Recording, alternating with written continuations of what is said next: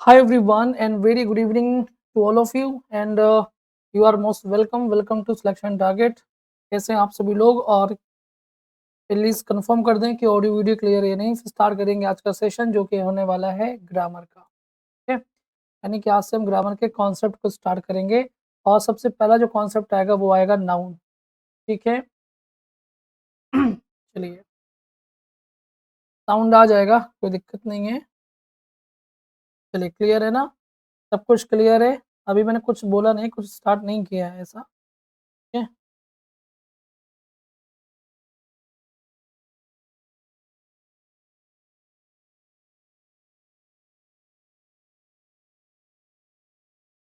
चलिए ओके। देखिए, नाउन के बारे में हम बहुत सारी बातें समझेंगे और आपको भी ध्यान से हर एक पॉइंट को समझना है, क्योंकि जब आप नाउन के बारे में जानेंगे तभी आप नाउन को यूज़ भी कर पाएँगे और इस तरह से किसी भी तरह का सेंटेंस हो उसमें नाउन की मिस्टेक आप नहीं करेंगे, ठीक है? तो हम लोग शुरू करते हैं नाउन। नाउन के बारे में अगर मैं आपको बताऊँ तो नाउन को ध्यान से समझिएगा। नाउन आप जानते हैं किसी भी प्रकार के नेमिंग वर्ड को किसी भी प्रकार के नेमिंग वर्ड को हम नाउन कहते हैं। नाउन मतलब संज्ञा, यानी किसी भी वस्तु या कोई भी, चाहे वो दिखती हो चाहे ना दिखती हो, जैसे फीलिंग्स नहीं दिखती हैं फिर भी हम उनको नाम देते हैं, जैसे प्रसन्नता, है ना? उदासता, तो नाम तो दे रहे हैं फीलिंग को जबकि दिख नहीं रही है। कोई भी चीज़ जो दिखती है, नहीं दिखती है, डज़न्ट मैटर, बट उसका कोई अगर नाम है तो वो नाउन हो जाता है। सिंपल सी बात है। और नाउन के फंक्शन को समझना होगा। ठीक है? अब देखिएगा, एक चीज़ मैं आपको और बता दूँ कि नाउन जो होता है ना, अगर हम नाउन में एस या ईएस लगाते हैं, तो नाउन कैसा बनता है बताइए? सिंगुलर बनता है कि प्लूरल बनता है? आप मुझे ये बात बताएँगे। और अगर मैं वर्ब में एस या ईएस लगा दूँ, तो वर्ब कैसी बनती है? सिंगुलर बनती है कि प्लूरल बनती है? आप मुझे बताएँगे, ठीक है? ये इसका आंसर आप लोग देंगे। दूसरी चीज़ ये कि जो नाउन है, ठीक है? तो नाउन के लिए आर्टिकल का इस्तेमाल किया जाएगा। कहने का मतलब ये है कि आर्टिकल अगर लिखा हुआ है, तो एक चीज़ कन्फर्म हो जाती है कि कहीं न कहीं नाउन ज़रूर लिखा होगा। या अगर नाउन लिखा है, ठीक है? तो वहाँ पर आर्टिकल होना चाहिए। मतलब मोस्टली आर्टिकल होता ही है। जहाँ पर नाउन होगा वहाँ आर्टिकल होगा, जहाँ आर्टिकल होगा वहाँ नाउन ज़रूर होगा, अवश्य होगा। ये बात जान लीजिए, ठीक है? तो अब आते हैं इस वाले पॉइंट पे, अगर हम नाउन में एस यस लगाते हैं तो नाउन बन जाता है प्लूरल, ठीक है? जैसे एग्ज़ाम्पल के तौर पर मैंने कहा बुक और बुक में लगाया एस तो बन गया बुक्स। तो बुक्स हो गया क्या? प्लूरल, ठीक है? मैंने लिखा फ़ोटो और फ़ोटो में लिखा मैंने, ठीक है? फ़ोटोज़, एस लगाया, बन गया प्लूरल। लेकिन मैंने लिखा कि he goes to market, he goes to market. Goes में यानी गो में ईएस लगा है, तो गो क्या बन गया? सिंगुलर वर्ब बन गया। और मैंने कहा यू, ठीक है? गो टू मार्केट मैंने लिखा, अगर ऐसे मान लीजिए समझाने के पॉइंट ऑफ व्यू से, तो गो में एस या ईएस नहीं लगा है, तो ये गो क्या है? ये आपका है प्लूरल। क्या है? प्लूरल वर्ब है। ये बात ध्यान रखना बेहद ज़रूरी है कि हमारी वर्ब कब सिंगुलर होती है, कब प्लूरल होती है, ये बात जानिए। तो जब हम वर्ब में एस या ईएस लगाते हैं, तो वह सिंगुलर हो जाती है और जब हम एस या ईएस नहीं लगाते हैं, तो वो प्लूरल हो जाती है। याद रखिएगा। बिना एस या ईएस के जो वर्ब होती है, वो वर्ब की फर्स्ट फॉर्म कहलाती है और जो एस या ईएस फॉर्म होती है, ये वर्ब की फिफ्थ फॉर्म कहलाती है। लेकिन एक पॉइंट और, वर्ब की फर्स्ट फॉर्म जो होती है, ये भी वर्ब की बेस फॉर्म होती है और जो वर्ब की फिफ्थ फॉर्म होती है, ये भी वर्ब की बेस फॉर्म होती है। तो आप कह सकते हैं कि वर्ब की बेस फॉर्म 2 होती हैं, एक वर्ब की फर्स्ट फॉर्म और एक वर्ब की फिफ्थ फॉर्म, आप ऐसा कह सकते हैं। ठीक है? कोई इसमें प्रॉब्लम नहीं है। जितनी बातें मैंने बोली वो सारी बातें तैयार हो गई कि नहीं हो गई, वो अपना सोच लीजिएगा, ठीक है? ध्यान रखिएगा। तो नाउन नेमिंग वर्ड होता है, नाउन के लिए आर्टिकल आता है, नाउन में एस या इस लगता है तो नाउन प्लूरल हो जाता है, याद रखिएगा। ठीक है? और अगर वर्ब में एस यस लगता है तो वर्ब सिंगुलर हो जाता है। यहाँ तक सारी बातें मैंने आपको अब एक आता है कि हम कैसे पहचानें किसी सेंटेंस में लिखा हुआ जो शब्द है, वो नाउन है कि क्या है, ठीक है? तो इसको हम बोलते हैं आइडेंटिफिकेशन ऑफ नाउन। यानी कि नाउन कितने रूप में काम करता है, वो चीज़ आपको यहाँ पर मैं बताने वाला हूँ, ध्यान से सुनिएगा। देखिए, कोई भी पहली बात तो जो नाउन होता है, लिखा है कि सब्जेक्ट, जो नाउन होता है, वो सब्जेक्ट का काम करता है। ऐसा नहीं कि सिर्फ़ नाउन ही सब्जेक्ट का काम कर सकता है, प्रोनाउन नहीं कर सकता। ठीक है? बेस फॉर्म, एक बार बेस फॉर्म क्या होती है? वर्ब की फर्स्ट फॉर्म जो होती है वो, और जो वर्ब की फिफ्थ फॉर्म होती है वो, बस इतना ही बताया है। ठीक है? और कुछ नहीं बताया। जो नाउन होता है, वो सब्जेक्ट का काम करता है, और सब्जेक्ट किसका होता है? तो सब्जेक्ट होता है वर्ब का। किसका सब्जेक्ट होता है? सब्जेक्ट होता है वर्ब का। तो एक चीज़ यहाँ से तय हो जाती है कि अगर वर्ब के पहले, ठीक है, यहाँ पर कोई सब्जेक्ट है, तो ये चीज़ कन्फर्म है कि वो या तो नाउन हो सकता है या तो प्रोनाउन हो सकता है। तो अगर हम प्रोनाउन की बात नहीं कर रहे, सिर्फ़ नाउन की बात कर रहे हैं, तो वर्ब का जो सब्जेक्ट होगा वो क्या हो जाएगा? नाउन हो जाएगा। जैसे मैंने कहा कि राम, ठीक है? और मैंने लिखा राइट्स, और मैंने लिखा अ लेटर। राइम राइट्स अ लेटर। तो यहाँ पर ये देखिए, ये क्या है? ये वर्ब है। राइट्स क्या है? वर्ब है। तो वर्ब के लिए, वर्ब के पहले जो ये दिया हुआ है, ये क्या है? सब्जेक्ट है। तो चूँकि यहाँ पर नाम लिखा है, क्योंकि ये भी तो शर्त होनी चाहिए ना कि सब्जेक्ट तो है बट वो नेमिंग होना चाहिए, किसी का नाम होना चाहिए, क्योंकि noun is a naming word. तो यहाँ पर आपने 2 बातें सीखी कि ऐसा नहीं कि आपने सब्जेक्ट देखा और उसको नाउन कह दिया। ये भी देखिए कि क्या उस सब्जेक्ट, जो सब्जेक्ट है, क्या वो नेमिंग वर्ड है? अगर नेमिंग वर्ड है तो ही नाउन होगा। जैसे राम है, तो ये नेमिंग वर्ड है कि राम किसी व्यक्ति का नाम है, तो ये क्या हो जाएगा? नाउन हो जाएगा। ठीक है? अब मैं कह दूँ कि ही राइट्स अ लेटर, मान लीजिए समझाने के पॉइंट ऑफ व्यू से कह दिया। तो अब आप कोई कहे गुरुजी ही जो है वो भी नाउन है, क्योंकि आपने कहा है कि वर्ब के पहले नाउन आता है।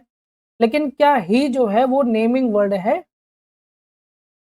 क्या ही नेमिंग वर्ड है? तो आप कहोगे नहीं, जो ही है वो नेमिंग वर्ड नहीं है। इसलिए ही क्या है? वो नाउन नहीं हो सकता। अब जब नाउन नहीं हो सकता तो क्या होगा? प्रोनाउन होगा, क्योंकि सब्जेक्ट के रूप में केवल 2 ही काम आ सकते हैं, या तो नाउन या तो प्रोनाउन। That's clear. ठीक है? तो एक चीज़ समझ में आ गई। दूसरी चीज़ तो मैंने आपको बता दिया कि जो सब्जेक्ट होता है वो नाउन होता है। ठीक है? और साथ में वो नेमिंग वर्ड होना चाहिए कन्फर्मेशन के लिए। कॉम्प्लीमेंट मैंने आपको बताया था अभी बेसिक ऑफ ग्रामर में, कि जैसे मैंने लिखा राम इज़ अ टीचर, ठीक है? तो यहाँ पर जो ये टीचर लिखा हुआ है, तो ये क्या है? नाउन है। ठीक है? कि यहाँ पर जो व्यक्ति पढ़ाता है उसको एक नाम दिया गया है, वो है टीचर। तो टीचर भी तो एक तरह का नेमिंग वर्ड हुआ कि नहीं हुआ? ठीक है? क्योंकि टीचर सबको तो नहीं कह सकते। जो व्यक्ति टीच करता है, जो व्यक्ति पढ़ाता है, उसी को टीचर कहा जाता है। तो ऐसा व्यक्ति जो कुछ पढ़ाने वाला काम कर रहा है, तो उसको एक नाम दे दिया गया। ये कहा गया कि आप अध्यापक हैं, आप टीचर हैं। तो इसलिए जब इसको नाम दिया गया है, नेमिंग कहा गया है, नाम दिया गया है, तो टीचर क्या हो जाएगा? नाउन हो जाएगा। क्योंकि राम ही टीचर है, यानी कि हम कह सकते हैं कि राम बराबर टीचर। क्योंकि राम ही टीचर है, इसलिए टीचर क्या हो जाएगा? कॉम्प्लीमेंट हो जाएगा। क्योंकि राम के बारे में एक्स्ट्रा इन्फॉर्मेशन देने वाला शब्द क्या है? टीचर। और राम क्या है? सब्जेक्ट है। क्योंकि सब्जेक्ट का ही ये कॉम्प्लीमेंट है, इसलिए इसको हम सब्जेक्ट कॉम्प्लीमेंट कह देंगे टीचर को। क्लियर होगी बात? क्लियर हो गई बात? बताइए। ठीक है? अब अगर मैं कह दूं कि राधा इज ब्यूटीफुल, मान लीजिए मैंने कहा राधा इज ब्यूटीफुल, तो मुझे ये बताइए कि जो ब्यूटीफुल है, क्या ये नेमिंग वर्ड है? बताइए, क्या ये नेमिंग वर्ड है? ब्यूटीफुल होना नेमिंग है कि क्वालिटी है? ये बताइए। ब्यूटीफुल होना, इज इट क्वालिटी और इज इट नेम? आप भी कहोगे गुरुजी इट इज क्वालिटी। जब ये क्वालिटी है, इसका मतलब क्या होगा कि ये एडजेक्टिव हो जाएगा, क्योंकि जो क्वालिटी होता है वो एडजेक्टिव होता है, जो नेमिंग होता है वो नाउन होता है। तो यहाँ पर हम कह सकते हैं और राधा क्या है? राधा सब्जेक्ट है। तो राधा के बारे में ही एडिशनल इन्फॉर्मेशन दी गई कि राधा कैसी है? राधा ब्यूटीफुल है। राधा क्या है? ब्यूटीफुल है। इसलिए जब भी हाउ का आंसर आता है ना, हाउ वो वाला नहीं, एक तो हाउ का आंसर आता है किसमें? एडवर्ब में, लेकिन वो जो हाउ होता है वो एडवर्ब ऑफ मैनर बताता है। देखिए, हाउ का आंसर 2 तरीके से निकलता है। एक हाउ जो क्वालिटी बताता है, जो क्वालिटी बताता है वो एडजेक्टिव होता है, और एक हाउ जो मैनर बताता है, क्या? मैनर, तो वो होता है एडवर्ब। दोनों का एग्ज़ाम्पल लिख रहा हूँ। जैसे अभी मैंने लिखा कि राधा इज़, ठीक है? और मैंने लिखा था ब्यूटीफुल, और मैं लिख रहा हूँ राधा, ठीक है? डज़ इट परफेक्टली, लिख दिया मैंने। अब यहाँ से करते हैं कलम चेंज, अब समझिएगा। अब ये किसका आंसर है बेटा? हाउ का आंसर है। परफेक्टली क्या है? हाउ का आंसर है। अब हाउ का आंसर अब एडजेक्टिव होगा कि एडवर्ब होगा, कैसे पता चलेगा? तो ब्यूटीफुल होना क्या है? क्वालिटी है, किसी व्यक्ति की, किसी वस्तु की क्वालिटी। तो ये हाउ क्या बता रहा है? क्वालिटी बता रहा है। तो क्वालिटी बताने वाला क्या होगा? एडजेक्टिव हो जाएगा। अब राधा ने कोई काम किया है, कैसे किया है? तो ये बता रहा है मैनर कि राधा ने परफेक्टली, मतलब एकदम बिल्कुल परफेक्ट तरीके से काम किया है। मतलब एकदम सही तरीके से काम करती है राधा। राधा ने ये काम बिल्कुल सही तरीके से करती है। तो परफेक्टली क्या है? मैनर बता रहा है, और ये क्वालिटी बता रहा है। तो क्लियर हो गया? तो आप पहचान सकते हो कि कोई भी वर्ड जो हाउ का आंसर है और क्वालिटी बताता है तो वो एडजेक्टिव है, और कोई हाउ का आंसर है और मैनर बताता है, किसी क्रिया को करने का मैनर बताता है, तो वो एडवर्ब ऑफ मैनर होता है। यहाँ तक क्लियर हो गई? ये मैं बता रहा हूँ ना, इसको दिमाग में रखिएगा, इसी से आप आइडेंटिफाई कर पाओगे पार्ट ऑफ स्पीच को। ये डेवलप हो गया तो आप किसी भी वर्ड का पार्ट ऑफ स्पीच आसानी से बता ले जाए। ठीक, क्लियर हो गई बात? दूसरी चीज़ ये है कि अगर मैं लिख दूँ यहाँ पर कि जैसे मैंने लिखा, मान लीजिए कोई आपका नाम ले लिया, जैसे मीनू ले लिया, कि मीनू इज़ अ टीचर, ठीक है? मैंने कहा मीनू इज़ अ टीचर। अब जो टीचर है, ना तो ये हाउ का आंसर है क्या? कि मीनू कैसी है, मीनू टीचर है, ऐसा तो नहीं है ना? तो हाउ का आंसर नहीं है, और यहाँ पर मैनर वाला भी कोई सेंस नहीं है, बल्कि ये क्या है? व्हाट का आंसर है कि मीनू क्या है, ठीक है? मीनू क्या है? मीनू एक टीचर है। तो ये जो व्हाट का आंसर है, तो व्हाट का आंसर क्या होता है? व्हाट का आंसर होता है नाउन। क्योंकि मीनू ही टीचर है, इसलिए, और चूँकि मीनू सब्जेक्ट भी है, तो ये जो टीचर है ये बन गया सब्जेक्ट कॉम्प्लीमेंट। और जो एडजेक्टिव होता है ये चूँकि राधा ही ब्यूटीफुल है, तो ये जो ब्यूटीफुल है ये भी बन गया आपका क्या? Subject complement. बट ये कॉम्प्लीमेंट नहीं है, परफेक्टली एडवर्ब है, और एडवर्ब कॉम्प्लीमेंट नहीं होता। ये सारी बात क्लियर हो गई कि नहीं हो गई? जल्दी से मुझे बता दें।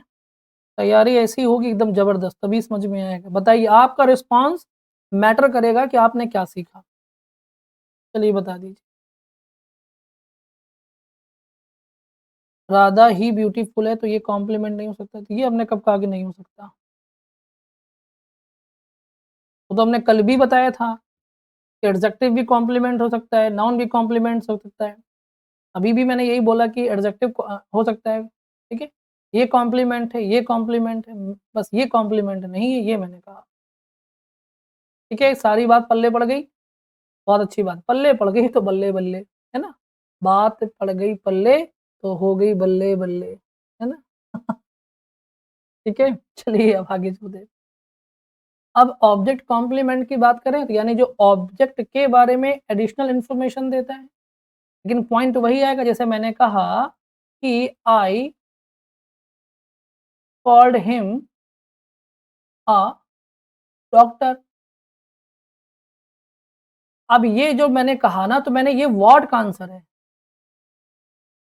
ठीक है? तो यहाँ नहीं, ये मैंने कहा I called him a doctor. अब ये व्हाट का आंसर तो आ रहा है, तो क्या हो जाएगा? मैंने उसको क्या कहा? मैंने उसको क्या कहा? मैंने उसको कहा डॉक्टर। तो डॉक्टर क्या है? कॉम्प्लीमेंट हो गया। अब किस तरह का कॉम्प्लीमेंट है? क्योंकि मैंने हिम को डॉक्टर कहा है और हिम ऑब्जेक्ट है, तो ये क्या बन गया? ऑब्जेक्ट कॉम्प्लीमेंट हो गया। अब हम कह सकते हैं कि हिम बराबर डॉक्टर, जो हिम है वो डॉक्टर है।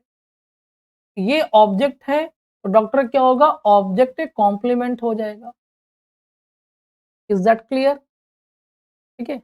अब मैं आपसे कह रहा हूँ, मैंने कहा आई कॉल्ड हिम, ठीक है? अब मैंने कहा आई कॉल्ड हिम स्मार्ट। अब यहाँ पर जो स्मार्ट है, ये भी व्हाट का आंसर है। आप बोल के देख लीजिए। आई कॉल्ड हिम स्मार्ट, मैंने उसको क्या कहा? मैंने उसको स्मार्ट कहा। अब यहाँ गाड़ी फँस जाती है, क्योंकि रट्टा मारने वाले गाड़ी फँसा लेंगे। रट्टा अगर आपने ये मारा कि व्हाट का आंसर है तो वो नाउन है, तो चलिए यहाँ पर व्हाट का आंसर है बट नाउन तो है, क्लियर हो गई बात। बट यहाँ पर भी व्हाट का आंसर है कि मैंने उसको क्या कहा? तो मैंने उसको स्मार्ट कहा, तो क्या ये भी नाउन हो जाएगा? ये नाउन नहीं होगा। क्यों नहीं होगा? उसके पीछे रीज़न ये है कि स्मार्ट होना क्वालिटी है। क्या है? क्वालिटी है, ये कोई नाम नहीं है। अब आप समझ गए होंगे कहानी, कि हर चीज़ रटने से नहीं चलेगी। रट लिया व्हाट, व्हाट का आंसर नाउन होगा व्हाट। अब मैंने दूसरे वाले सेंटेंस में ये प्रूफ किया कि व्हाट का आंसर नाउन नहीं होगा, एडजेक्टिव भी हो सकता है। क्या करेंगे बताइए? ना? हो गया मसला? तो मसला क्लियर भी हो गया कि एडजेक्टिव बोल रहे हो तो मतलब वो क्वालिटी होनी चाहिए किसी की। अब जैसे कोई भी सेंटेंस आपके सामने लिखा है और पूछा कि ये कोई वर्ड है जिसके बारे में आपको बताना है कि पार्ट ऑफ स्पीच क्या होगा, तो आपको लग रहा है कि वो एडजेक्टिव होगा, तो ये भी वेरीफाई कीजिए कि अगर मुझे लग रहा है कि वो एडजेक्टिव है, तो क्या वह किसी की क्वालिटी बता रहा है? अगर क्वालिटी नहीं बता रहा है, तो इसका मतलब है कि आपने जो सोचा है कि एडजेक्टिव हो सकता है, वो गलत है। जैसे मैं आपसे कह दूँ, जैसे मैंने कहा कि ठीक है, ठीक है, वॉन हिम ऑनर जैसे लिखा है मान लीजिए, ठीक है? अब ऑनर जो लिखा हुआ है, अब ये नाउन है कि एडजेक्टिव है, कैसे मालूम चलेगा? इसमें तो आर्टिकल भी नहीं लगा हुआ है। इसमें तो आर्टिकल भी नहीं लगा हुआ। जैसे लिखा हुआ है दे, भाई आपने पहचाना कि मैंने कहा जैसे कि ही और कॉल्ड, जैसे लिखा मैंने he called her a doctor, यहाँ तो आर्टिकल लगा है, इससे भी आप पहचान लोगे कि ये नाउन है, ठीक है? अरे अला नाउन और कॉम्प्लीमेंट क्यों पूछेगा? ये भी तो सोचिए ना कि कॉम्प्लीमेंट कोई पार्ट ऑफ स्पीच का हिस्सा तो नहीं है। जब वो पार्ट ऑफ स्पीच पूछेगा, ठीक है? जब वो पार्ट ऑफ स्पीच पूछेगा, तो वो noun, pronoun, adjective, verb, adverb, conjunction, preposition, interjection ये देगा। जब कॉम्प्लीमेंट पूछेगा तो सब्जेक्ट कॉम्प्लीमेंट, ऑब्जेक्ट कॉम्प्लीमेंट देगा या बोथ का ऑप्शन दे देगा, नन का ऑप्शन दे देगा। ऑप्शंस अपने दिमाग में नहीं सोचना है, ठीक? अब मेरी बात सुनिएगा। तो अब ऑनर है, तो सिर्फ़ इतना ही इम्पोर्टेंट नहीं है। देखिए मैं एक ही चीज़ फिर क्लियर करूँगा, इतना ही इम्पोर्टेंट नहीं है कि आप बस व्हाट का आंसर लेके बैठ गए। ये बात जान लीजिए, मैं फिर से रिपीट कर रहा हूँ क्योंकि यही गलती आप भूल जाओगे। मैंने दूसरा पॉइंट ये कहा है कि व्हाट का आंसर होने के साथ-साथ ये देखना है कि वो क्वालिटी बता रहा है कि केवल नेमिंग है। तो ऑनर का मतलब होता है सम्मान, और सम्मान नेम है, किसका? फीलिंग का। मैंने कल भी कहा था कि आपको कोई सम्मान दे, अच्छी-अच्छी बातें करे, है ना? तो आपको अच्छा फ़ील होगा ना, तो वो नाम हो गया ना, उस फीलिंग का नाम दे दिया ना सम्मान। उस फीलिंग का जो नाम दे दिया है, तो वो नाउन है, क्योंकि ऑनर कोई क्वालिटी नहीं है। ऑनर एक पदवी है, आप कह सकते हैं कि वो सम्मान है, फ़ील है, ठीक है? और ये डॉक्टर के पहले आर्टिकल लगा हुआ है, अब ऑनर के पहले आर्टिकल क्यों नहीं लगा हुआ है? क्योंकि ये भी तो बात आती है ना कि गुरुजी आपने कहा है कि जो आर्टिकल होता है, वो नाउन के लिए आता है। तो फिर ऑनर के पहले आपने आर्टिकल क्यों नहीं लगाया? पॉइंट आया कि नहीं आया? बेसिक से पढ़ना था ना, तो बेसिक का मज़ा बता रहा हूँ। तो पॉइंट ये निकल के आया कि ऑनर अपने पहले आर्टिकल नहीं लेगा, क्योंकि यह अनकाउंटेबल नाउन होता है, जिसको हम काउंट नहीं कर सकते हैं। अगर हम काउंट नहीं कर सकते हैं, तो हम आर्टिकल ए और एन का इस्तेमाल नहीं कर सकते, ठीक? लेकिन डॉक्टर को तो हम काउंट कर सकते हैं ना कि हमारे शहर के हॉस्पिटल में 10 डॉक्टर हैं, हमारी फैमिली में 4 डॉक्टर हैं, तो हम काउंट कर सकते हैं ना, तो यहाँ पर आप आर्टिकल लगा सकते हो। और वहीं जब मैंने कहा कि ही कॉल्ड हर स्मार्ट, तो स्मार्ट के पहले भी आर्टिकल नहीं है, क्योंकि एडजेक्टिव आर्टिकल नहीं लेता और ये क्वालिटी है इस हर की, तभी तो हर को कहा स्मार्ट, क्योंकि वो स्मार्ट है, उसमें क्वालिटी है, इसलिए स्मार्ट क्या हो जाएगा, ये हो जाएगा एडजेक्टिव हो जाएगा। क्लियर? अच्छा मज़ा आ गया? चलिए आपको मज़ा आ गया मतलब मुझे मज़ा आ गया। जब आप लोग बोलते हैं ना मज़ा आ गया, समझ में आ गया, तब मेरे को लगता है कि जो मैंने इतनी देर बोला, जो अपना दर्द किया, वो उसका बेनिफिट मिल रहा है। ठीक है? चलिए बहुत अच्छी बात है कि ये आपको एकदम क्लियर हो गया बहुत अच्छे तरीके से। तो अब नाउन को पहचान लेंगे ना, अब तो कन्फ्यूज़न नहीं होगा ना। तो मैंने आपको सब्जेक्ट नाउन को बताया कि नाउन कैसे सब्जेक्ट है, पर द का यूज़ अनकाउंटेबल। हाँ, वो तो हमको भी पता है कि द का यूज़ अनकाउंटेबल के लिए होता है, बट रेलेवेंट नहीं था ना यहाँ पर बताना, इसलिए नहीं बताया। ठीक? सब्जेक्ट और सब्जेक्ट कॉम्प्लीमेंट बता दिया, ऑब्जेक्ट ऑब्जेक्ट कॉम्प्लीमेंट बता दिया। अब हम बात करते हैं प्रीपोज़िशन।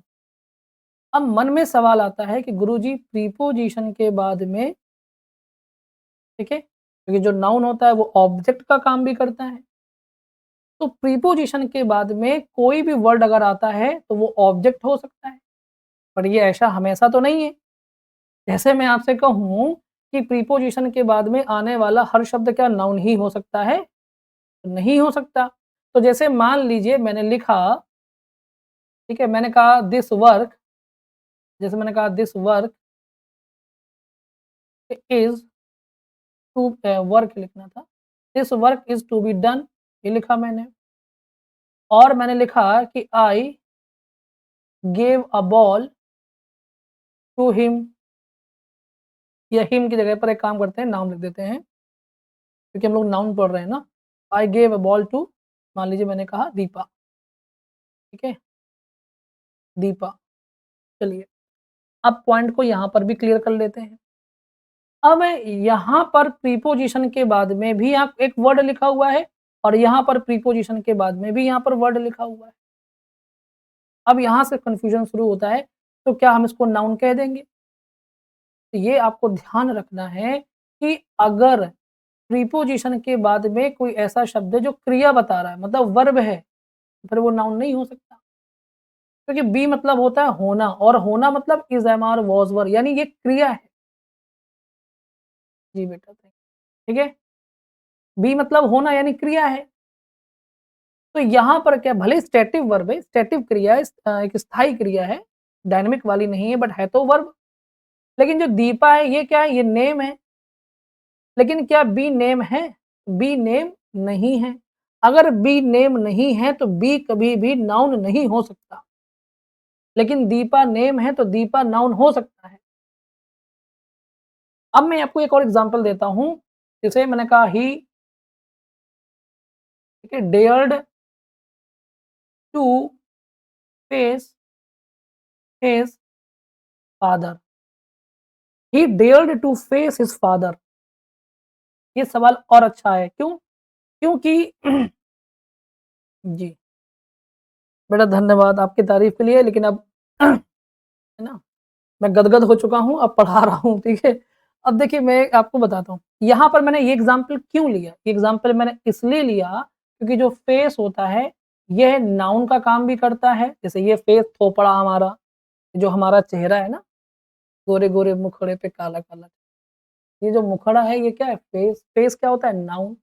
और फेस माने होता है कि सामना करना, सामना करना। तो ये क्या हो जाएगा? वर्ब, क्रिया है। तो अब आपके सामने ये जो फेस वर्ड आया है, तो हम कैसे वेरीफ़ाई करें गुरुजी, ये क्रिया है कि ये वर्ब है? अब बताइए। मतलब सॉरी, ये नाउन है कि वर्ब है, कैसे मालूम चलेगा? अब सोचिए आप, कि अगर आपको ये बात बच्चे को एक्सप्लेन करनी हो, तो आप कैसे एक्सप्लेन करोगे बच्चे को? तो आप कहोगे, ऐसे एक्सप्लेन करोगे, अब समझिएगा कि यहाँ अब देखिए प्रीपोज़िशन भी, टू प्रीपोज़िशन भी, और प्रीपोज़िशन के बाद तो नाउन आता है। तो अब यहाँ पर आपको ये करना है कि फेस लिखा हुआ है, फेस। फेस के बाद में क्या लिखा हुआ है? हिज़ फादर लिखा है। तो क्या ये अगर इसको अगर हम नाउन मान लें, तो क्या नाउन का इसके साथ में कोई कनेक्शन हो सकता है? अगर ऐसा लिखा होता है कि फेस ऑफ हिज फादर, कि उसके फादर का फेस, तो समझ में आ भी रहा है कि नाउन है। लेकिन यहाँ तो face his father, he dared to face his father. Sentence का मीनिंग ये आ रहा है कि उसने अपने फादर को फेस करने की हिम्मत की, दुस्साहस किया। तो यहाँ पर क्रिया हो रही है। यहाँ पर कोई ये फेस वर्ड का आंसर नहीं है। इसलिए ये फेस क्या है? ये फेस यहाँ पर क्या होगा? वर्ब माना जाएगा, ना कि नाउन। देखिए क्या माना जाएगा? यहाँ पर वर्ब माना जाएगा। क्यों? क्योंकि वो क्या फेस कर रहा है, वो आगे इसका जवाब मिल रहा है कि वो अपने फादर को फेस कर रहा है। मतलब किसको फेस कर रहा है? अपने फादर को फेस कर रहा है। ठीक है? अगर मैं कहूँ आई लाइक योर फेस, अब यहाँ पर जो फेस है, वो क्या है? वो नाउन है। क्योंकि अब मैं कह रहा हूँ कि मैं तुम्हारा क्या पसंद करता हूँ? मैं तुम्हारा ये मुखड़ा पसंद करता हूँ। कि मैं तुम्हारा क्या पसंद करता हूँ? मुखड़ा। अब ये आपका वर्ड का आंसर है और इसमें कोई भी क्रिया नहीं हो रही है। इसलिए फेस यहाँ पर क्या हो जाएगा? नाउन हो जाएगा। जबकि यहाँ पर जो फेस है, वो वर्ब का काम कर रहा है और वो वर्ब के बाद में अपना ऑब्जेक्ट भी ले रहा है, क्योंकि वो फेस क्या कर रहा है या किसको फेस कर रहा है? तो वह अपने फादर को फेस कर रहा है। ठीक? समझ में आ गई होगी सारी बातें। तो आपने ये भी समझ लिया कि प्रीपोज़िशन के बाद में 2 चीज़ें ही हो सकती हैं, या तो नाउन हो सकता है या वर्ब हो सकता है। तो नाउन कब होगा? जब वो वर्ड का आंसर होगा, और प्रीपोज़िशन वो कब होगा, क्या बोलते हैं, वर्ब कब होगा? जब वो क्रिया का काम कर रहा होगा, और क्रिया जो होगी, है ना? आपको मालूम चल जाएगा पढ़ कर के कि वो क्रिया ही हो रही है वहाँ पर। ठीक है? तो ये सारी बातें मैंने आपको बहुत ही अच्छे से क्लियर कर दी। अब बात आती है जीरंड की। हालाँकि मैं आपको जीरंड वगैरह बहुत अच्छे से पढ़ाऊँगा, फिर भी शॉर्टकट में बता देता हूँ कि जीरंड क्या है। जीरंड को हम बोलते हैं आर्टिफिशियल नाउन। बहुत नाम है इसके, आर्टिफिशियल नाउन ये कह सकते हैं, क्योंकि ये वर्ब से बना हुआ नाउन होता है ना, इसलिए इसको आर्टिफिशियल नाउन कह देते हैं। और चूँकि वर्ब से बना है, तो हम इसे वर्बल नाउन भी कह देते हैं।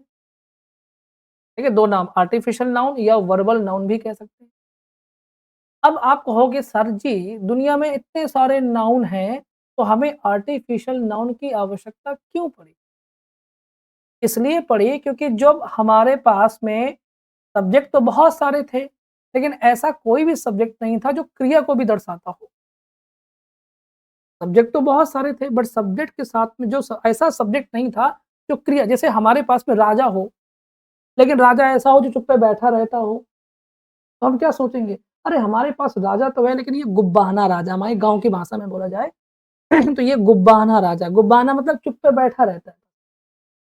और हमको चाहिए ऐसा राजा जो क्रिया करता हो, जो अगर लड़ने की बारी है तो लड़ भी सके, हमको ऐसा राजा चाहिए। तो उसी तरह से अंग्रेज़ों को लगा कि हमारे पास नाउन तो बहुत सारे हैं, बट कोई ऐसा नाउन नहीं जो क्रिया करता हो।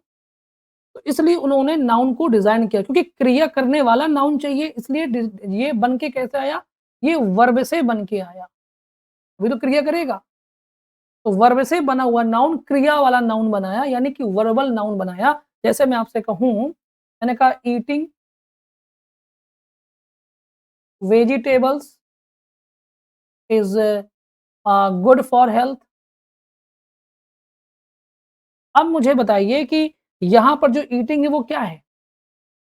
अब मैं यहीं पर आपसे कह दूँ, क्या कह दूँ कि he is eating a eating an apple.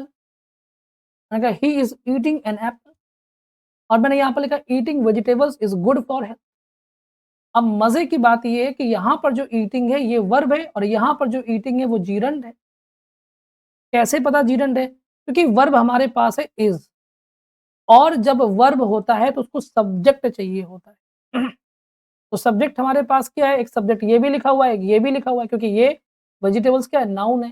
तो गुरुजी हम इसको सब्जेक्ट माने, कि ईटिंग को सब्जेक्ट माने। तो हम ईटिंग को सब्जेक्ट कैसे मानेंगे?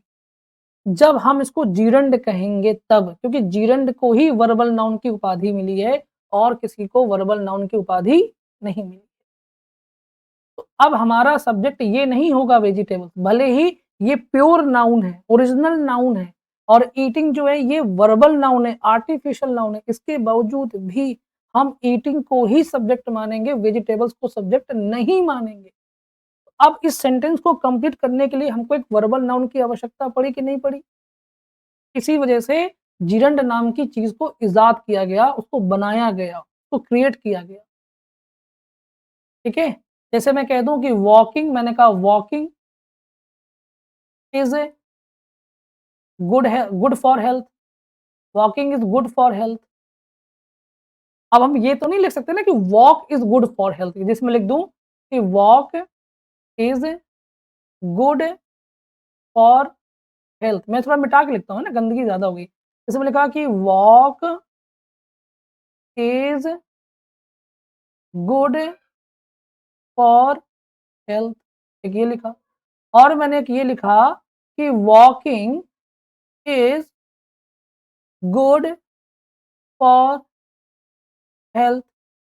अब मैंने लिखा he went outside for a walk. अब मैंने लिखा ही वॉक्ड, ठीक है, ही वॉक्ड अलोंग। कितने सारे वॉक्ड लिख दिए मैंने अब, है ना? अब यहीं से आपकी बुनियाद स्ट्रॉन्ग होगी, आइडेंटिफ़ाई करना पार्ट ऑफ स्पीच, चाहे जैसा सवाल हो, गारंटी है कि आप कम से कम 95% आंसर सही कर ले जाओगे। 5% इसलिए क्योंकि कुछ शब्द ऐसे टर्म होते हैं, जो कन्फ्यूज़िंग होते हैं, जो कुछ भी बना के पूछ सकता है। बट 95% आप सही करके आओगे। ठीक है? और बल्कि 98%। अब समझिएगा, यहाँ भी वॉक है, यहाँ भी वॉक है, यहाँ भी वॉक है, यहाँ भी वॉक है, लेकिन काम सबका अलग-अलग है। यहाँ पर जो वॉक लिखा है क्या ये सही है? मतलब walk is good for health, है ना? यहाँ पर वॉक भाई walk is good for health लिखने की मतलब हमने यहाँ पर walk walk is good for health लिखना गलत क्यों है? और walking is good for health लिखना क्यों सही है? क्योंकि वॉक का मतलब होता है टहलना और वॉकिंग का मतलब भी होता है टहलना। बताइए, अब बताइए, वॉक का मतलब भी टहलना, वॉकिंग का मतलब भी टहलना, तो फिर वॉक को गलत क्यों माना गया, वॉकिंग को सही क्यों माना गया? क्योंकि जब आप केवल वॉक लिखते हैं, तो गुरु बेटा ये वर्ब हो जाता है और verb can not be a subject,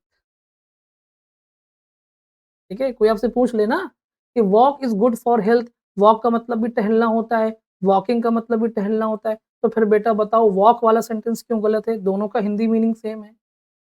बहुत लोग नहीं बता पाएँगे, मैं अगर इंटरव्यू में बैठा हूँ, पूछ लूँ तो नहीं बता पाएँगे बहुत लोग, लॉजिक नहीं बता पाएँगे, ये तो कह देंगे कि रॉन्ग है। क्योंकि वॉक जब अकेले यूज़ होता है तो वो वर्ब होता है और verb can not be a subject. ये वर्ब है और वर्ब सब्जेक्ट नहीं हो सकता। लेकिन आप कहोगे कि वर्ब में आईएनजी लगा करके हम जिरंड नाम का भूत बनाते हैं जो नाउन का काम करता है जिसे हम वर्बल नाउन कहते हैं। इसलिए वॉकिंग जो होगा वो सही है क्योंकि ये नाउन है, जबकि वॉक नाउन नहीं है, वॉक वर्ब है। अब यहाँ पर जो वॉक है ये क्या है? ये नाउन है। कैसे पता कि नाउन है? क्योंकि इसने आर्टिकल लिया हुआ है। हाँ, पंछी सही है, वो भी बताएँगे, वो भी सही है। देखिए वॉक जो है वो क्या है? वो सही नाउन है क्यों? क्योंकि इसने अपने पहले आर्टिकल लिया है। जबकि इस वॉक ने अपने पहले आर्टिकल नहीं लिया। आप कहोगे गुरुजी अगर मैं यहाँ पर ए वॉक लिख दूँ तो? तब ये क्या सही हो जाएगा? ठीक है? तो ये सही हो जाएगा। A walk is good for health मतलब टहलना जो एक टहलना है ना वो आपके लिए सही हो सकता है। A walk is good for health क्योंकि अब ये नाउन हो गया है। ठीक है? भाई वॉक नाउन भी तो हो सकता है ना, ये देख लीजिए ना go for a walk. A walk is good for health मतलब कि वॉक करना गुड है, अच्छा है हेल्थ के लिए। या आप लिखेंगे walking is good for health. लेकिन अब ये कि एग्ज़ामिनर किस दिमाग से जा रहा है इसलिए हमेशा हम लोग ये वाली बात नहीं करते हैं, लेकिन ये वाली बात परफेक्टली करते हैं कि जिरंड जो है वो सब्जेक्ट का काम कर रहा है और इसलिए यहाँ पर हम जिरंड यूज़ कर सकते हैं। और यहाँ पर वॉक नाउन है क्योंकि इसने अपने पहले आर्टिकल लिया हुआ है। बेटा एक बात मुझे एक चीज़ बताइए सीमा जी या कोई भी जो है मुझे एक बात बताइए मैं जब जीरंड पढ़ा रहा हूँ तो इन्फिनिटिव में काहे घुसे जा रहे हैं आप लोग? जबकि आपको पता है कि यहाँ पर इन्फिनिटिव लिखा हुआ है, तो नंबर आएगा सबका ना, बारी-बारी से निपटाएँगे। पहले जीरंड तो क्लियर कर लीजिए, आगे-आगे नहीं भागना है, ठीक है? तसल्ली का तसला रखेंगे तो क्लियर होगा, ठीक? बात समझ में आ गई? आप पहले इतनी बातें क्लियर कीजिए कि ये बातें समझ में आगे नहीं आएगी, जीरंड वाला मेरे पास इन्फिनिटिव वाला दिमाग में है, लेकिन जगह नहीं है ना यहाँ पे। ठीक है?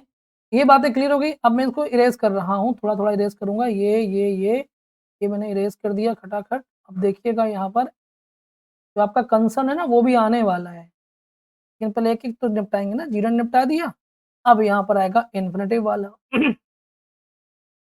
अब मैं यहाँ पर सेंटेंस एक और लिख रहा हूँ, मैंने कहा अब मैं कह दूँगा टू वॉक, अब टू वॉक लिख दिया, अब यहाँ फिर प्रॉब्लम क्रिएट हो गई। गुरुजी ये तो फिर बवाल कर दिया आपने, बवाल क्यों कर दिया? क्योंकि आप कहोगे गुरुजी टू तो प्रीपोज़िशन है, वॉक तो वर्ब है और अभी-अभी आपने कहा कि वर्ब जो होती है वो सब्जेक्ट नहीं हो सकता, लेकिन टू वॉक को आपने यहाँ पर सब्जेक्ट कह दिया है, ये तो गलत बात है। हैं? बताओ कहेंगे कि नहीं कहेंगे? ये भी मसला हो गया। तो याद रखिएगा जिस तरह से जीरंड को नाउन का दर्जा दिया गया है, उसी तरीके से इन्फिनिटिव को भी नाउन का दर्जा दिया गया है, जब वह सब्जेक्ट या ऑब्जेक्ट का काम करता है तब। और सब्जेक्ट और ऑब्जेक्ट का काम करता है मतलब कि व्हाट का आंसर होगा। तो जब इन्फिनिटिव व्हाट का आंसर होगा, तो वो क्या होगा? नाउन होगा। जब ठीक है, इन्फिनिटिव क्या होगा? व्हाट का आंसर होगा तो वो नाउन होगा। जिरंड भी क्या होगा? व्हाट का आंसर होगा तो वो नाउन हो जाएगा। जैसे मैं कह दूं कि what is good for health, जैसे मैंने कहा what is good for health, तो आपने कहा walking is good for health, तो वॉकिंग क्या हो गया आपका? जीरंड हो गया, क्योंकि व्हाट का आंसर है नाउन हो गया। फिर मैंने यहाँ पर कहा कि what is good for health, आपने कहा to walk is good for health, टहलना, क्योंकि जब इन्फिनिटिव होता है ना वो भी नानी ने का सेंस देता है और जीरंड भी नानी ने का सेंस देता है, तो टहलना जो है वो सेहत के लिए अच्छा है। ये भी क्या है? ये भी नाउन है। आपने कहा he went outside for a walk, वो किस पर्पस के लिए गया? फॉर व्हाट, यानी फॉर व्हाट मतलब किसके लिए वो गया हुआ है बाहर? तो फॉर व्हाट, व्हाट आ रहा है कि नहीं आ रहा?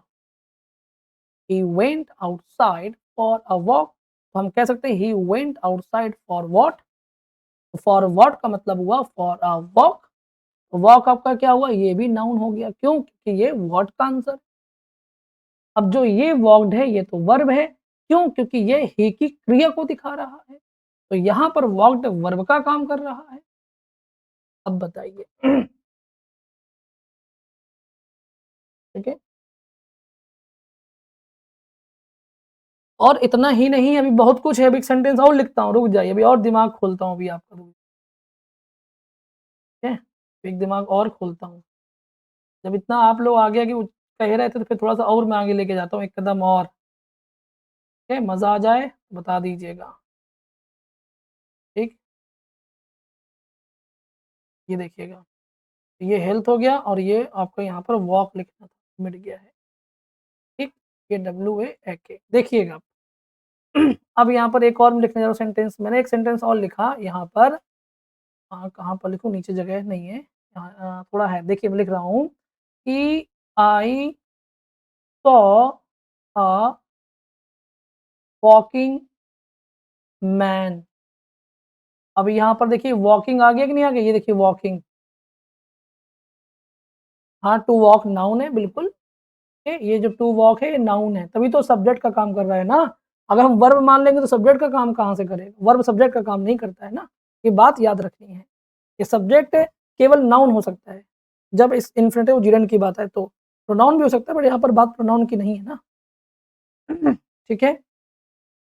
अब देखिएगा यहाँ पर वॉकिंग लिखा है कि नहीं लिखा है? ये देखिए वॉकिंग, अब वॉकिंग यहाँ भी लिखा हुआ है और वॉकिंग के बाद में क्या लिखा हुआ है? मैन भी लिखा हुआ है। तो यहाँ जो वॉकिंग होगा, ये चूँकि मैन के पहले लिखा हुआ है, मैन के पहले वॉकिंग लिखा हुआ है, इसका मतलब है कि ये वॉकिंग इस मैन की क्वालिटी है, मतलब उस समय की दशा है, क्वालिटी है। यानी ये मैन जो वॉक कर रहा है, मैंने उसको देखा। तो ये जो वॉकिंग है ना, ये बात ये बन जाएगा पार्टिसिपल, क्योंकि जो पार्टिसिपल होते हैं वो एडजेक्टिव का काम भी करते हैं और वर्ब का काम भी करते हैं। क्योंकि मैन के पहले ये एडजेक्टिव इसलिए पार्टिसिपल है। हालाँकि आपने बहुत आगे ले गए मुझे, और इतना आगे नहीं जाना था वो भी बताता, बट कोई बात नहीं। ठीक है? तो पार्टिसिपल वर्ब का काम भी करता है और एडजेक्टिव का काम भी करता है। तो जो यहाँ पर वॉकिंग लिखा है, चूँकि ये मैन के पहले लिखा है तो ये आपका एडजेक्टिव है। अब ये मत कह दीजिए गुरुजी कि अभी-अभी आपने लिखा था कि ईटिंग वेजिटेबल्स या ईटिंग एपल्स, है ना? आप ये नहीं कहेंगे गुरुजी वेजिटेबल्स तो नाउन होता है और ईटिंग जो है वो तो एडजेक्टिव होगा, ये तो पार्टिसिपल हो जाएगा। ये भी तो दिमाग लगा सकते हैं लगाने वाले, नहीं लगा सकते। कि जब आपने वॉकिंग मैन को, जैसे मैं अब सब मिटा रहा हूँ, सब मिटा के मैं 2 चीज़ें लिख रहा हूँ। मैंने कहा ईटिंग एपल्स और नीचे मैंने लिखा वॉकिंग मैन। अब पॉइंट आया कि गुरुजी यहाँ पर तो एप्पल नाउन है, ईटिंग को आप जीरंड कह रहे हैं, यहाँ मैन नाउन है, लेकिन वॉकिंग को आप पार्टिसिपल कह रहे हैं, ठीक है? अब ऐसा काहे कर रहे हैं गुरुजी? ये अन्याय क्यों? क्यों चक्रवा रहे हैं दिमाग को? इसलिए क्योंकि ईटिंग जो है वो एप्पल की क्वालिटी नहीं हो सकती और ना ही दशा हो सकती है। मतलब क्वालिटी नहीं हो सकती। क्या ईटिंग करना एप्पल की क्वालिटी है?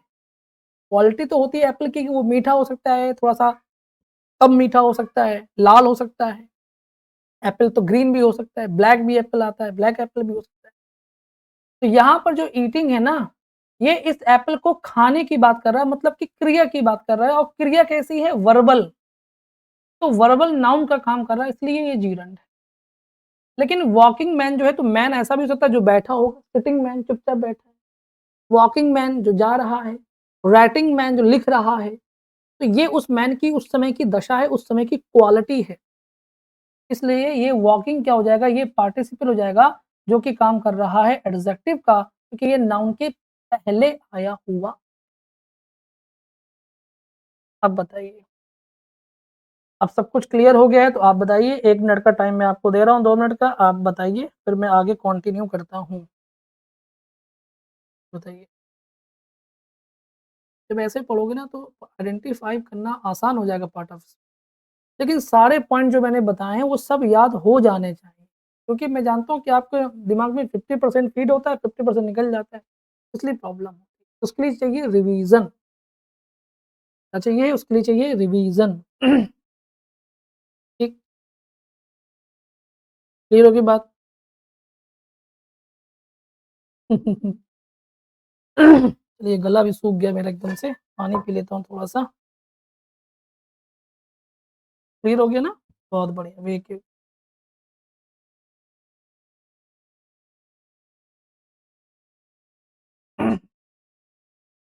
चलिए, क्लियर हो गया है तो अब चलते हैं। उजमा जी कह रहे हैं your teaching style is awesome and you do your work with full dedication. Thank you so much. इसीलिए तो बच्चा मेरे पास रिपीट करता है, कि एक बच्चा 6-6 बार बैच लेता है, क्यों? क्योंकि वो जानता है कि मेहनत से ही पढ़ाते हैं। यहीं तक रहने दीजिए। अरे अंतिम ऐसा आप दोबारा ना बोलिएगा, पता है क्यों? क्योंकि अगर ऐसे करेंगे ना तो सिलेबस पूरा नहीं हो पाएगा। फिर आप लोग मुझे ताने मारोगे, ठीक है? तो क्योंकि एग्ज़ाम लगा हुआ है इसलिए मैं पढ़ाऊँगा पूरे टाइम तक और आपको आगे-पीछे अपना कवर कर। अब हम बात करते हैं आइडेंटिफिकेशन ऑफ नाउन। तो नाउन को आइडेंटिफ़ाई करने के ये तरीके तो मैंने आपको बता ही दिए, कि सब्जेक्ट कॉम्प्लीमेंट, सब्जेक्ट या ऑब्जेक्ट, ऑब्जेक्ट कॉम्प्लीमेंट या प्रीपोज़िशन के बाद या जीरंड या इन्फिनिटिव, बता ही दिया मैंने आपको। अब मैं आपको बता रहा हूँ कि और तरीके हैं जिससे कि आप नाउन को, ठीक है, पहचान सकते हैं, ठीक है? चलिए, तो वो होता है सफिक्स। सफिक्स क्या होता है? जो किसी शब्द के आखिर में लगने वाले जो छोटे-छोटे से वर्ड होते हैं, ठीक है? वो क्या होते हैं? सफिक्स कहलाते हैं, जो उस मीनिंग को चेंज कर देते हैं।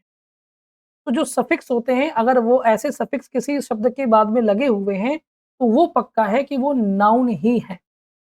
कैसे नाउन है? जैसे मैंने कहा, जो अगर CY आपको दिख जाए, तो अब जैसे आप बोल सकते हैं डेमोक्रेसी, लिटरेसी, सेलिबेसी, वैकेंसी, है ना? जूसी, क्यों? ये भी हो जाएगा क्या? जूसी नहीं होगा, जूसी होगा आपका एडजेक्टिव। ये ध्यान रखना है कि जैसे मैंने बोला जूसी, तो जूसी में जू कोई शब्द नहीं है या जुई कोई शब्द नहीं है। जो आपने सी वाई जोड़ लिया तो बना दिया जूसी और जूसी कहते गुरुजी ये तो हो गया नाउन, नहीं, प्रॉपर शब्द होना चाहिए जिसकी कोई मीनिंग निकल के जुई का कोई मीनिंग ही नहीं होता है ना? इसलिए ध्यान रखिएगा जैसे ठीक है, तो ये हो गया आपका जैसे सी वाई डेमोक्रेसी आपको पता है कि डेमोक्रेट से बना है, डेमोक्रेट जो हमारा प्रजातंत्र है वो ठीक है? वो चीज़ लिटरेसी, सेलिबेसी, वैकेंसी, सेलिबेसी मतलब होता है ब्रह्मचर्य, क्या होता है? ब्रह्मचर्य होता है। वैकेंसी हो गया, टी-वाई लगाओ रिस्पॉन्सिबिलिटी, ब्यूटी, एक्टिविटी, टी-वाई लगा हो तो वो भी क्या होते हैं? नाउन। देखिए सब में टी-वाई लगा है, ये देखिए टी-वाई, ठीक है? यानी ये भी क्या है? सफिक्स लगा है और ये नाउन हो जाएँगे। नेस लगाओ एन-ई-डबल-एस, अगर एन-ई-डबल-एस लगा हुआ है तो वो नाउन ही है, 100% नाउन है। कितना? 100%, है ना? With hallmark. अगर आईएसएम लगा हुआ है, इज़्म लगा हुआ है, इज़्म का मतलब होता है वाद। जी, जी, ठीक है? इज़्म का मतलब होता है वाद और वाद वाला भी क्या होता है? नाउन होता है। शिप का मतलब जो शिप लग जाए, जैसे रिलेशनशिप, किंगशिप, हार्डशिप, है ना? तो ये जो शिप वर्ड लगे हैं, ये भी क्या होते हैं? नाउन हो बनाते हैं, ये भी आपको ध्यान रखना। नेक्स्ट आता है कि मेंट, अगर मेंट लगे जैसे एम्प्लॉयमेंट, मैनेजमेंट, डिसअपॉइंटमेंट, तो एम्प्लॉय में लगा हुआ है ना कि एम्प्लॉय अपने आप में कंप्लीट शब्द है, इसमें मेंट लगा हुआ है, ठीक है? तो ये भी क्या हो गया आपका नाउन हो गया। मैनेज देखिए मैनेज में मेंट लगा हुआ है तो मैनेजमेंट, मैनेज क्या होता है? वर्ब होता है, वर्ब में हमने एम-ई-एन-टी लगाया बन गया नाउन, मैनेजमेंट, ठीक है? डिसअपॉइंटमेंट और ए-एन-सी-ई और ई-एन-सी-ई अगर ये भी किसी के बाद में लगे हुए हैं, वो भी नाउन होता है, आप पहचान सकते हो। किसी शब्द के बाद में ए-एन-सी-ई बट ठीक है? और ए-एन-सी-ई लिखा हो जैसे इम्पोर्टेंस, इग्नोरेंस, रेलेवेंस, ये सब नाउन है। और अगर ई-एन-सी-ई लगा हुआ है तो मतलब वो क्या है? वो भी नाउन है। और टी-आई-ओ-एन लगा हुआ है तो वो भी नाउन है, जैसे हॉस्पिटलाइज़ेशन, डिसकंटिन्यूएशन, अट्रैक्शन, वो भी नाउन है। हुड लगा है हुड, ठीक है? तो ब्रदरहुड, भाईचारा, हुड मतलब चारा, मैनहुड, मानव चारा, मदरहुड, माही चारा, मतलब मातृ वाली बातें हो गई। अब आता है आर वाई वाला जैसे ब्रेवरी, ब्रेव में लगा हुआ है, देखिए ब्रेव में आर वाई लगा हुआ है तो बन गया ब्रेवरी, ब्रेव क्या है? एडजेक्टिव है, एडजेक्टिव में आर वाई लगाया बन गया आपका नाउन। स्लेवरी, तो स्लेव में देखिए स्लेव, स्लेव में क्या लग गया? आर वाई लग गया बन गया स्लेवरी। फार्मर में, क्योंकि फार्मर में F A R M E R पहले से होता है तो वाई लग गया केवल बन गया फार्मरी, ये भी क्या है? नाउन है। ठीक है? फार्मर भी नाउन होता है, लेकिन फार्मरी का मतलब हो गया किसानी और फार्मर का मतलब हो गया किसान, नाउन दोनों है।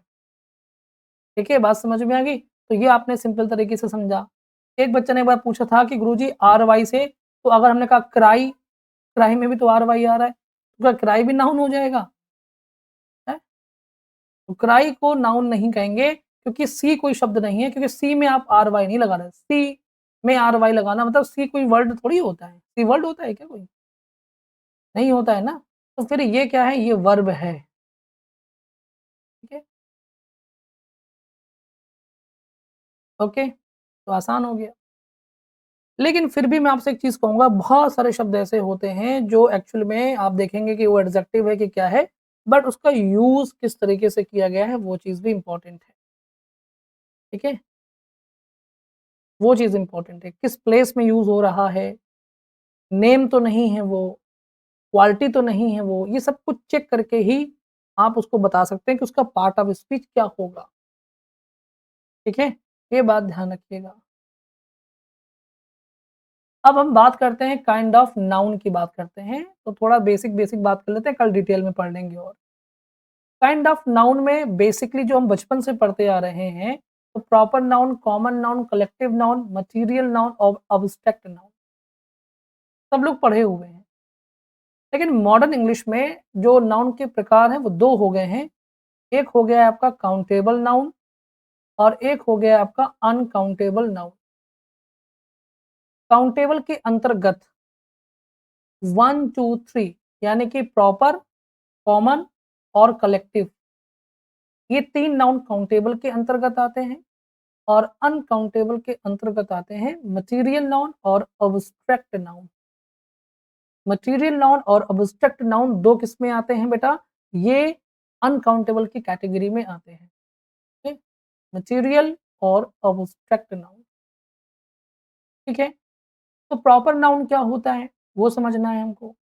तो अब चूँकि आप एकेडमिक लेवल पे नहीं पढ़ रहे हैं, कॉम्पिटिटिव लेवल पे पढ़ रहे हैं, तो जो आपने एकेडमी में पढ़ा होगा उससे अब एडवांस लेवल भी आपको देखने को मिलेगा। जैसे बचपन से हमको सिखाया और समझाया गया है कि जो प्रॉपर नाउन होते हैं, वो क्या होते हैं? वो तो किसी भी व्यक्ति का जो नाम होगा, किसी व्यक्ति, वस्तु, स्थान, किसी का भी नाम जो होगा वो प्रॉपर नाउन होगा, ठीक है? तो अब आपको बचपन में सिखाया गया है कि प्रॉपर नाउन के पहले हम कभी भी आर्टिकल का इस्तेमाल नहीं करते, यही सिखाया गया है ना? लेकिन कॉम्पिटिशन में जब आपने पढ़ा कि ऐसी बहुत सारी कंडीशंस होती है जहाँ पर हम प्रॉपर नाउन के पहले आर्टिकल का इस्तेमाल कर सकते हैं। वो रूल मैं आपको पढ़ाऊँगा, डोंट वरी। मैं सिर्फ बता रहा हूँ कि अकेडमी से कितना ऊपर लेवल पे आ जाता है कॉम्पिटिशन। प्रॉपर नाउन मतलब किसी भी चीज़ का नाम, ठीक है? बात समझ में आ गया? लेकिन एक बात ध्यान रखिए, प्रॉपर नाउन में उन चीज़ों के नाम की बात हो रही है, जिन्हें हम क्या कर सकते हैं? देख सकते हैं और छू सकते हैं। क्योंकि भाई जो फीलिंग का नाम जैसे ऑनेस्टी, तो आप ईमानदारी दिखा रहे हो तो ये भी तो एक नाम है ना, ऑनेस्टी भी तो नाम है, तभी तो वो नाउन कहला रहा है, कि नहीं कहला रहा है? तो क्या हम ऑनेस्टी को प्रॉपर नाउन कह देंगे? सही है कि नहीं पॉइंट वाली बात? भाई अगर सिर्फ़ इतनी बात कही जाए कि किसी भी चीज़ का नाम जो है वो नाउन होता है, वो मतलब प्रॉपर नाउन होता है, तो ऐसे तो हमने अपनी फीलिंग का नाम बता दिया कि भाई मेरी फीलिंग जो है वो हैप्पीनेस वाली है, तो क्या हैप्पीनेस प्रॉपर नाउन में आ जाएगा? नहीं है, क्योंकि हम हैप्पीनेस को ना देख सकते हैं, ना छू सकते हैं, केवल महसूस कर सकते हैं। जो चीज़ हम केवल महसूस कर सकते हैं, वो चीज़ क्या है? वो आपकी एब्स्ट्रैक्ट नाउन होगी। और जिन चीज़ों को हम देख सकते हैं, छू सकते हैं, वो चीज़ें आपकी क्या होंगी? प्रॉपर नाउन में आएँगी, कॉमन नाउन में आएँगी, कलेक्टिव नाउन में आएँगी। क्योंकि जिन चीज़ों को हम देख और छू सकते हैं, वही तो काउंटेबल नाउन है। क्या है? वही तो काउंटेबल नाउन है। अब एक मज़े की बात ये आएगी, गुरुजी हम तो शक्कर को देख भी सकते हैं, छू भी सकते हैं, तो ये काउंटेबल नहीं होगा। नहीं होगा, क्योंकि हम शुगर को गिनते नहीं हैं।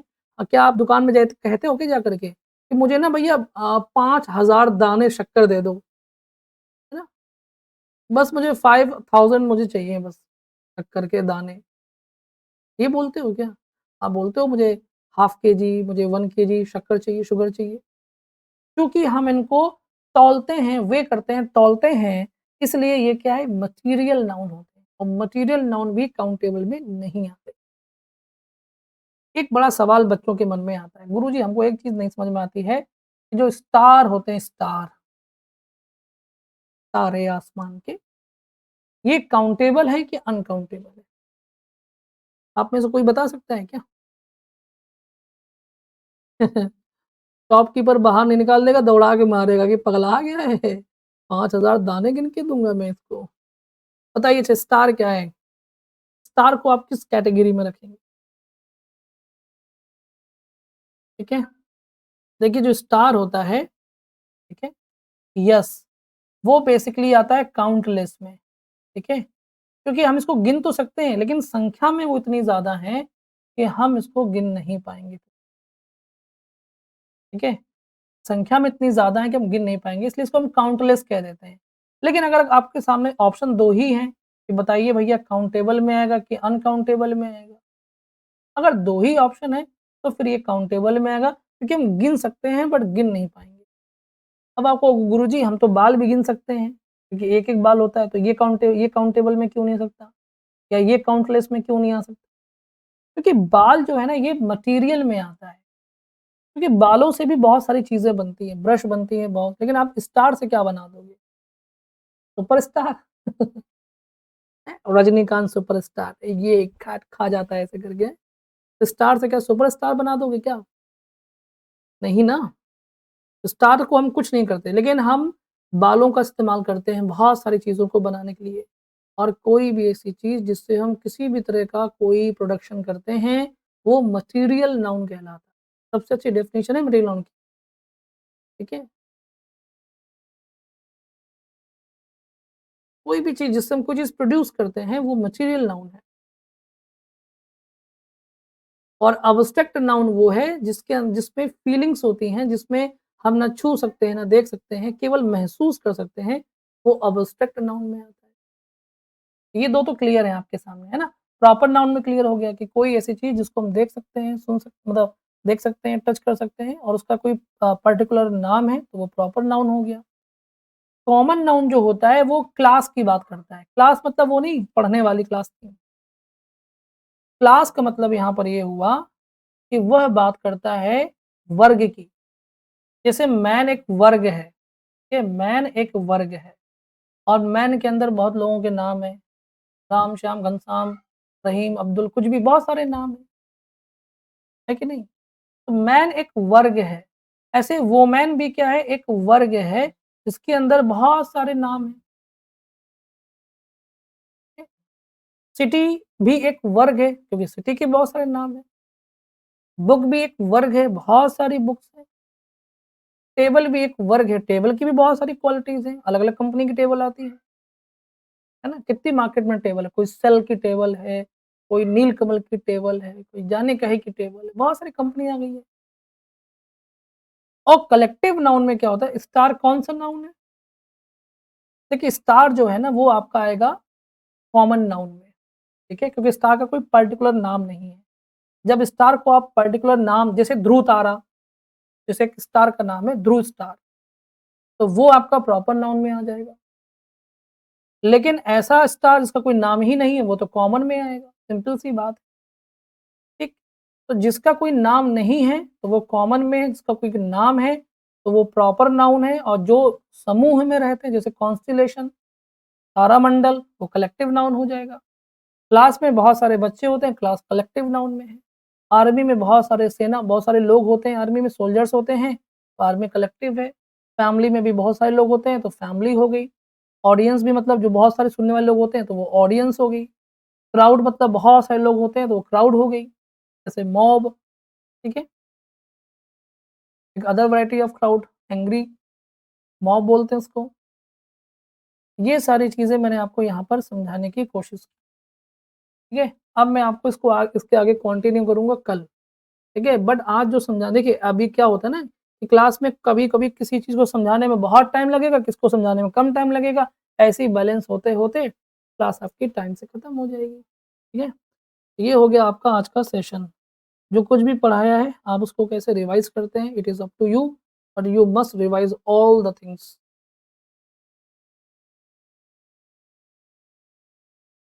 कॉन्क्रीट नाउन क्या होता है? जो कंकड़ से बनता है। एक आया सवाल, पुलिस भी कलेक्टिव नाउन है? हाँ, बिल्कुल कलेक्टिव नाउन है पुलिस। एक सवाल आया कंक्रीट नाउन क्या होता है ना? तो कहते हैं क्या कंकड़ से बनता है जो, ऐसा नहीं है। कंक्रीट नाउन होता है जो ठोस होता है। जैसे टेबल ठोस है, कंक्रीट नाउन है। पेन ठोस है, कंक्रीट नाउन है। चेयर ठोस है, कंक्रीट नाउन है। कार ठोस है, कंक्रीट नाउन है। कोई भी नाउन जो ठोस होती है, कंक्रीट मतलब जो कठोर होती है, वो आपकी होती है कंक्रीट नाउन होता है, ठीक है? ओके, क्लियर हो गई बात?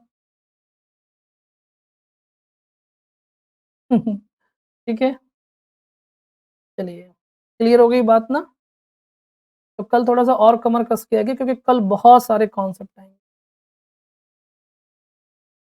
देखिए, ऐसे तो हम चुन-चुन के भी पढ़ा देंगे, बस इतना ही एग्ज़ाम में आएगा, बट नहीं आया तो लेकिन जानना सब कुछ चाहिए। As a teacher, as a aspirant, you must know all the concept ना, तभी एक अच्छे उभरते हुए टीचर निकल के आओगे, बहुत अच्छे टीचर बनोगे, नो डाउट। चलिए, अब यहाँ यहाँ से तो हो गई क्लास खत्म, अब आप लोग कुछ कहना चाहते हैं? राम भी तो थोड़ा ठोस हो सकता है सर, राम? देखिए, राम तो प्रॉपर नाउन में आ गया ना, तो आप इसको कंक्रीट नाउन कहना चाहें कह सकते हैं।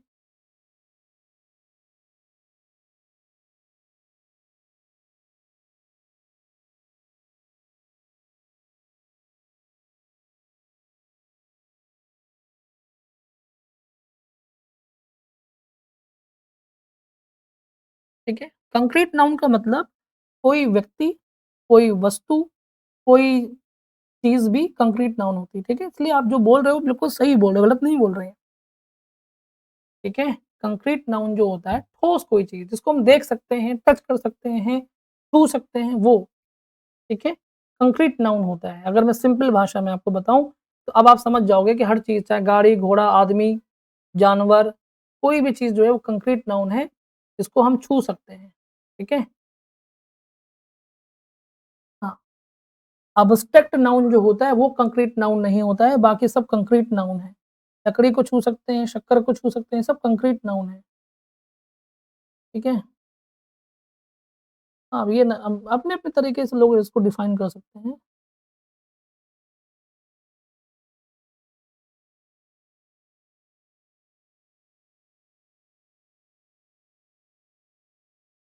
सर जी फिश मटीरियल होगा क्या? फिश करी बनाने वाले क्या? देखिए फिश जो होती है, डिपेंड करता है कि आप उसको यूज़ कैसे कर रहे हैं। अगर आप फिश को काट-पीट के बढ़िया पतीले में डाल के उसका फिश करी बना रहे हैं, तो ज़ाहिर-सी बात है कि वो एक मटीरियल नाउन है। बट अगर आपने फिश को एक नॉर्मल फिश समझा है, तो वो कॉमन नाउन है। और अगर आपने फिश का नाम रख दिया कि मैंने मेरी फिश का नाम चमेली है, तो वो फिश आपका चमेली नाम जो हो जाएगा, वो प्रॉपर नाउन हो जाएगा। है ना?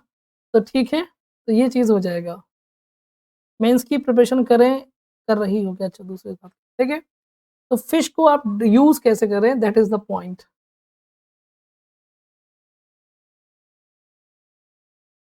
ठीक है? सर विलेज कॉमन नाउन है क्या? हाँ, हाँ, बिल्कुल कॉमन नाउन है। मतलब कोई पर्टिकुलर नाम नहीं है किसी चीज़ का तो वो कॉमन नाउन होता है, ठीक है? मैं कहता हूँ जैसे मैंने कह दिया विलेज तो कॉमन नाउन है ना, कोई पर्टिकुलर नाम थोड़ी है, ठीक है? हाँ, हाँ, डिपेंड ऑन